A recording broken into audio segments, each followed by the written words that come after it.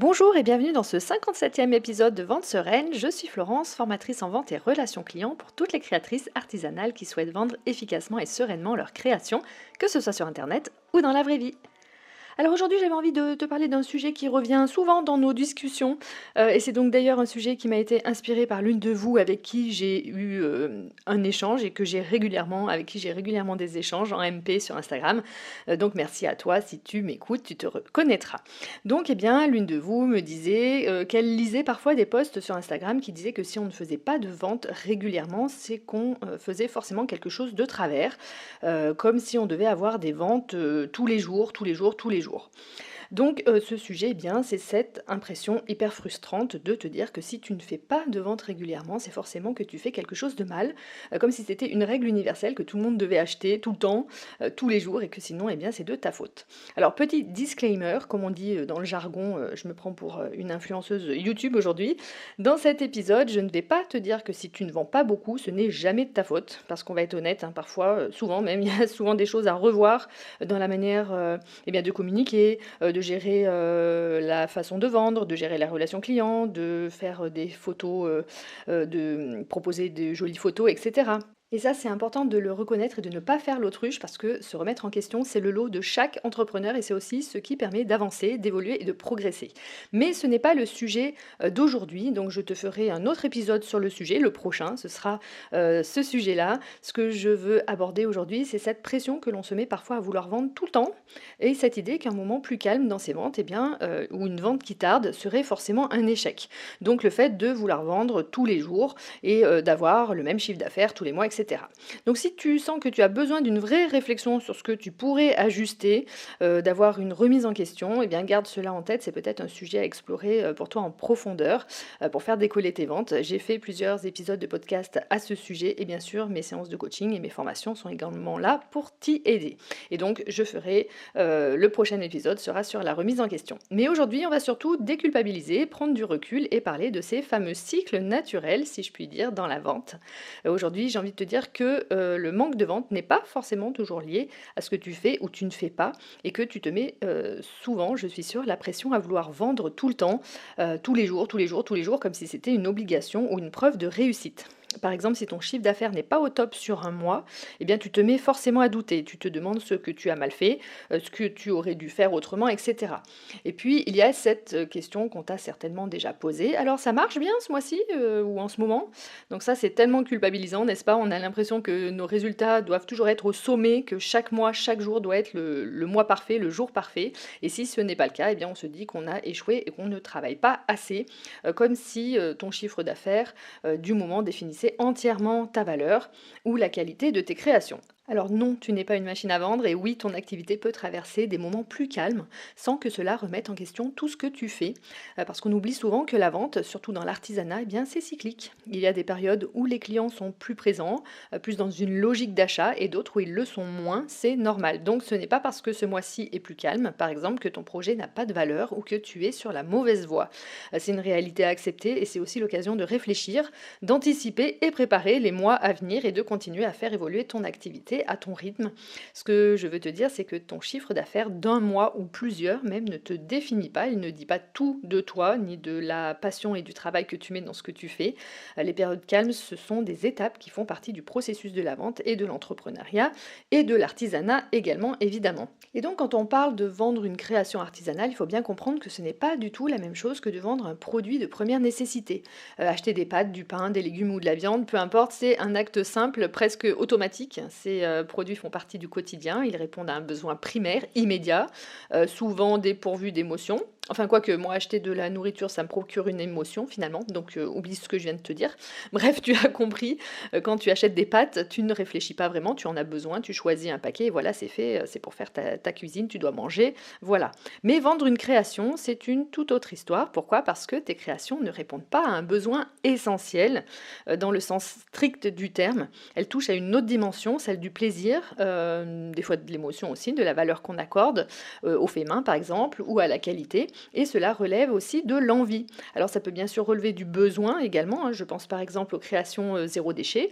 J'ai besoin de lingettes démaquillantes, admettons, mais cela ne relève toujours pas du vital. Et comme les offres sont de plus en plus nombreuses en plus sur le marché, eh bien, le consommateur a le choix aussi bien dans l'artisanat que dans la grande distribution. Donc ça peut être aussi bien un besoin, par exemple, eh bien, j'ai besoin de boucles d'oreilles eh bien, pour le mariage de ma cousine. Et encore une fois, c'est un besoin, mais pas vital. Donc l'achat est relégué au rang des achats loisirs, entre guillemets finalement, et pas vitaux. Donc voilà, c'est normal que les ventes se fassent différemment parce que avant de passer à l'achat, le client a besoin de ressentir quelque chose de spécial, que ce soit de l'ordre de l'envie ou du besoin, et il a besoin de se projeter. Et puis l'autre différence majeure, c'est que l'artisanat s'oppose à la standardisation. Donc tes créations sont uniques ou en série limitée, et ce sont leurs forces hein, à tes créations. Mais ça, ça les place aussi dans une catégorie différente, plus premium, car ce n'est pas du bas de gamme. Donc les gens n'achètent pas une de tes créations comme ils achèteraient un bibelot ou un t-shirt fabriqué en usine et vendu à bas prix, voire très bas prix, si tu vois de quoi et de qui je veux parler en marque. Donc ils doivent prendre le temps de comprendre la valeur aussi de ton travail, pourquoi ils achèteraient chez toi plutôt qu'ailleurs, et moins cher, du coup ailleurs. Ils doivent comprendre ce qui se cache derrière le prix, entre autres, et derrière ta marque. Ils ont besoin d'avoir confiance et d'être rassurés. Donc tes créations ne sont pas là pour remplir un caddie, mais pour apporter une émotion, une valeur originale ou unique, ou une valeur morale, esthétique ou éthique hein, pour certaines personnes. Et c'est cela qui peut demander plus de temps parfois et plus d'efforts pour que les clients comprennent et ressentent cette valeur. Et il faut donc accepter aussi que ces hauts et ces bas fassent partie intégrante de toute activité. Ce n'est pas un échec, c'est une réalité économique et humaine. Ton activité ne peut pas être une ligne constamment ascendante ou même égale en permanence. Alors c'est ce qu'on vise évidemment, bien sûr, le plus. Hein, on peut essayer de trouver un équilibre, mais ça prend aussi bien sûr du temps et les creux font partie du chemin. Donc toutes les activités, quelles qu'elles soient, connaissent des hauts et des bas. Même les plus grandes marques, hein, aucune marque, aussi grosse soit-elle, ne présente exactement le même chiffre d'affaires tous les mois.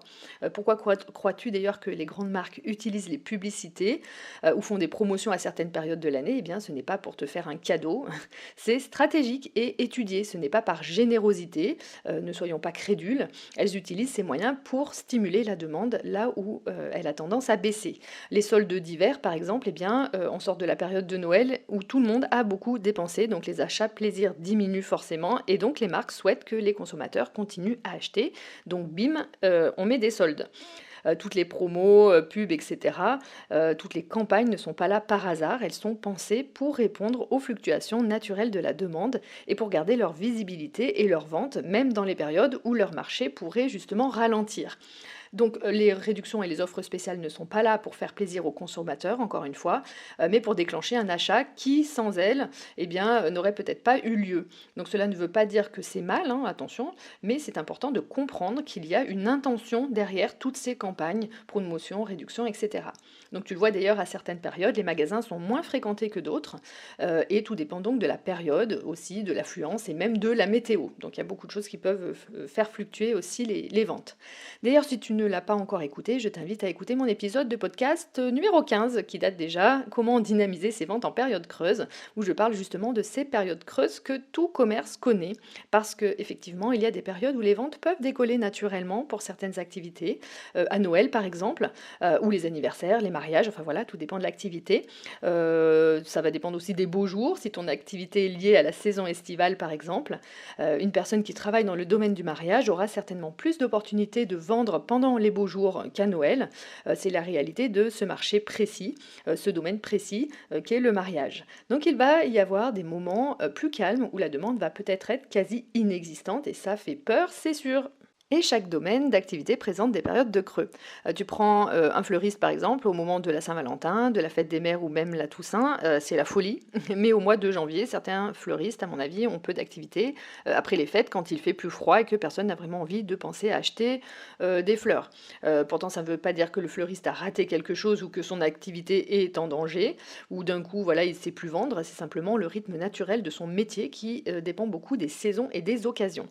C'est pareil pour un coach sportif sportif, eh bien à chaque rentrée ou à l'approche de l'été, tout le monde veut se remettre en forme, hein, donc il a pas mal de il a pas mal de demandes, hein, tout le monde est motivé, mais une fois que l'été est là, eh bien tout le monde lève le pied, un peu comme au mois de décembre vers Noël, hein, les gens ont autre chose à penser, et ils mangent plus qu'ils ne font du sport d'ailleurs, et cela ne veut pas dire que le coach est mauvais ou que son métier n'a pas ou plus de valeur d'un coup, c'est juste encore une fois le cycle naturel de la demande dans son domaine.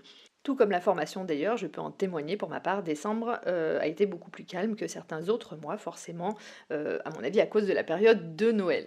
Et un des gros problèmes de culpabiliser de ne pas vendre régulièrement vient aussi du fait, je pense, des réseaux sociaux qui donnent l'illusion que les gens sont en réussite permanente.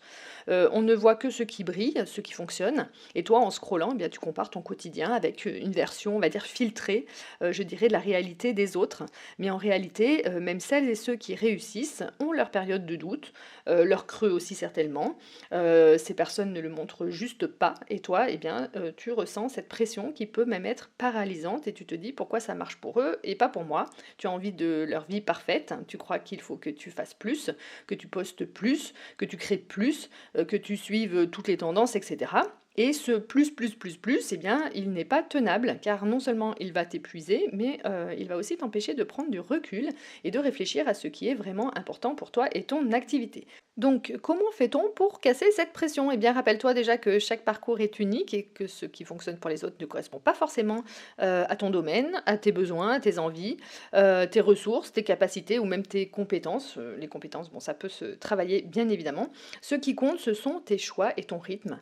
Et puis, finalement, fais aussi une pause dans la comparaison, hein. Si tu sens que tu regardes trop de comptes qui te font sentir mal ou nul, eh bien d'arrêter de regarder tout simplement ces comptes-là, évidemment. Parce que je comprends que ce soit un peu culpabilisant. Alors attention, pour moi en tous les cas, ça ne veut pas dire que ceux qui préfèrent montrer uniquement leur réussite ne sont pas légitimes. C'est pas parce qu'un entrepreneur ne partage pas ses difficultés qu'il est moins valable et authentique, hein. Chacun, chacune a sa manière de protéger son intimité et ça c'est tout à fait respectable et même normal, je dirais. Moi personnellement, d'ailleurs, je suis plus motivée à voir des choses positives que négatives. Donc chacun, chacune a sa manière d'appréhender aussi les réseaux sociaux. Bref, je t'ai préparé un épisode déjà sur le sujet, donc tu l'auras dans quelques semaines, sur l'exposition sur les réseaux sociaux quand on est créatrice et entrepreneur. Et donc toi, bien, tu peux décider de voir ce que tu as envie de voir ou pas. Et ça, c'est un choix de chacun et de chacune. Donc, bref, pour avancer sans pression, utilise aussi ces fameuses donc, périodes calmes pour préparer celles qui seront plus intenses. Et ça, c'est super important puisqu'on a vu que toutes les périodes ne se valaient pas et qu'il est donc normal de ne pas vendre tout le temps, tous les jours, exactement de la même manière, à la même heure. Donc fixe-toi des objectifs et que ceux-ci soient réalistes, bien sûr, atteignables, et pas ceux de la voisine, par exemple. Et ces objectifs eh bien, doivent être adaptés à ton rythme, à tes ressources et à ton niveau de confort. Et au lieu de t'inquiéter de la baisse des ventes, eh bien, utilise ce temps pour affiner ta stratégie, améliorer ta communication, apprendre des choses, te former, te faire accompagner, améliorer de nouvelles compétences, de nouvelles techniques, que ce soit eh bien, dans la vente ou dans tes techniques d'activité manuelle, te concentrer sur ton aspect, sur des aspects de ton activité comme optimiser ton site internet par exemple, ou tes photos, la qualité de tes photos, la présentation de tes créations sur ton stand de marché par exemple, planifier tes contenus et les événements à venir, ou encore explorer de nouvelles idées. Donc tu vois, les périodes creuses, tu peux ne pas manquer de travail justement pour améliorer tes ventes par la suite et surtout continue de communiquer avec régularité. Ça c'est super important parce que ce n'est pas le fait d'avoir des ventes régulières qui te font communiquer efficacement, c'est l'inverse. C'est la régularité dans ta communication qui prépare le terrain pour les futures ventes. Et c'est là que tu bâtis la confiance avec tes abonnés ou tes futurs clients, tes potentiels clients si tu es sur les réseaux sociaux et avec tes clients dans tous les cas. Car quelqu'un qui disparaît pour réapparaître 3 mois plus tard, eh bien on a moins confiance et ça ne rassure pas. C'est un peu comme un magasin qui déciderait de ne pas ouvrir parce qu'il pense qu'il ne va pas vendre ce jour-là. Si un client se déplace et voit la porte fermée, eh bien il pourrait se dire que le magasin n'est pas sérieux. En revanche, si le magasin reste ouvert, même les jours les plus calmes, eh bien cela rassure le client. Il sait que la boutique est toujours là, prête à l'accueillir, même si ce n'est pas pour acheter sur le moment ce jour-là. Il va certainement aussi peut-être revenir. Donc la régularité est la clé de la confiance et ça c'est important de le comprendre. J'ai d'ailleurs fait un épisode sur l'importance de la régularité, c'est le numéro 47. Donc les ventes ne se font pas toujours non plus sur un coup de tête, hein, et parfois il faut plusieurs touches avant que les gens soient prêts à acheter. Et si tu n'es pas présente régulièrement, eh bien tu rates l'opportunité de t'installer dans l'esprit de tes potentiels clients. Tu ne leur laisses pas le temps de s'habituer à ta marque et de créer une connexion avec toi. Donc voilà, ce que je souhaite te faire comprendre, c'est que la vente n'est pas un flux constant. Il y a des hauts et des bas, ce sont les montagnes russes et c'est tout à fait normal, inconfortable, voire très inconfortable, mais normal. Tu n'es pas censé vendre tous les jours, alors je te le souhaite bien évidemment, hein, ni chaque mois avoir des chiffres incroyables et toujours les mêmes, etc. Je te le souhaite encore une fois, bien sûr, mais on sait que la réalité est tout autre. Donc le but ici, c'est de sortir de cette pression et de cette culpabilité qui pèse parfois beaucoup en pensant qu'on doit absolument être performant tout le temps, tous les jours. Donc vendre irrégulièrement, c'est un cycle normal, cela fait partie du processus et ça ne veut pas dire que ton travail n'a pas de valeur ou que tu ne fais pas les bonnes choses. Chaque moment où tu travailles sans résultat est aussi un moment d'apprentissage et de construction. Tu n'avais même peut-être jamais identifié les périodes creuses de ton activité, donc si tu es en pleine découverte de cela, eh bien voilà, juste prendre après les devants. Il y a des choses à mettre en place dans ces périodes creuses, on en a déjà parlé, et voilà, ça permettra d'avoir des cycles un petit peu plus réguliers. Donc sois bienveillante envers toi-même et avec toi-même, et tu sais que je le répète sans cesse, ce sont les petites actions mises bout à bout qui s'accumulent et qui finissent par faire la différence à long terme. Il est important d'accepter que la régularité dans la vente et la communication est essentielle, mais que tout ne peut pas être toujours constant. Bien sûr que certaines entreprises, petites ou grosses, hein, semblent être en croissance permanente. C'est le cas, hein, pour certaines, bien sûr, et c'est le but aussi, bien sûr, hein, c'est ce qu'on recherche tous et toutes, mais cela ne veut pas dire que leur parcours a été non plus linéaire, ni que c'est la norme pour tout le monde. Les périodes creuses sont souvent moins bien gérées quand on démarre aussi et quand on commence à se développer. C'est normal, on n'a pas forcément mis encore de bonnes stratégies en place, on n'a pas forcément anticipé justement ces fameuses périodes creuses, etc.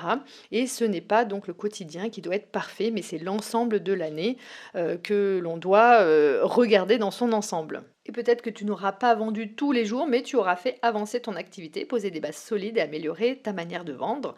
En fin d'année, eh bien c'est là que tu peux identifier ce qui a fonctionné, ce qui a moins marché et ajuster pour l'année suivante. Et donc d'identifier ces fameuses périodes creuses pour les anticiper.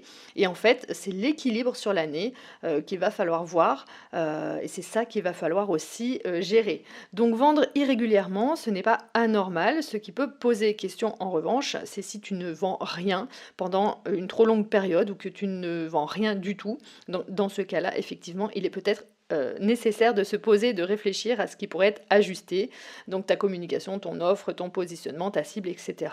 Et donc une remise en question bienveillante peut être une étape clé pour relancer la machine. Encore une fois, on en parlera dans le prochain épisode. D'ici là, je te remercie vraiment d'avoir pris le temps d'écouter cet épisode et j'espère qu'il t'a apporté un peu de sérénité et de perspective sur ta manière de voir les choses. Et si cet épisode t'a parlé, je te laisse bien sûr le liker, le partager avec des créatrices qui pourraient en avoir besoin.